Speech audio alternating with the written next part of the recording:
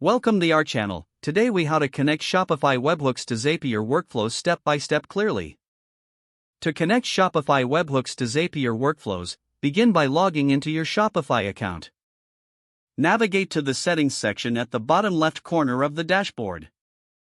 Select notifications from the list of options.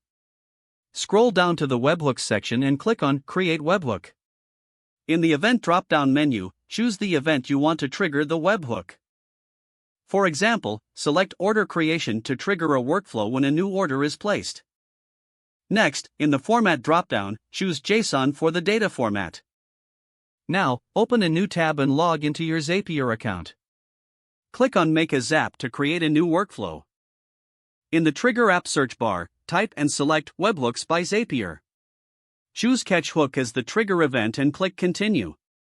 Zapier will provide you with a unique webhook URL. Copy this URL to your clipboard. Return to your Shopify account and paste the URL into the URL field of the webhook you are creating. After pasting, click Save Webhook to finalize the settings in Shopify. Now, go back to Zapier and click Test Trigger to check if Zapier receives any data.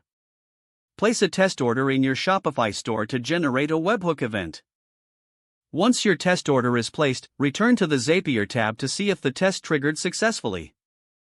If Zapier captures the data, click Continue to proceed with setting up the action. Choose the app you'd like to connect to Shopify from the Action App search bar. Select the specific action you want Zapier to perform with the data from Shopify. Follow the prompts to map the data fields from the webhook to the Action app. After mapping the fields, click Continue to test the action. Once the test is successful, you can name your Zap. Finally, switch the Zap on to enable the workflow. Your Shopify webhooks are now successfully connected to your Zapier workflows. If the page does not load, refresh the browser or try again in a private or incognito window. Make sure you are using the correct email address, then retype it carefully to avoid small typos.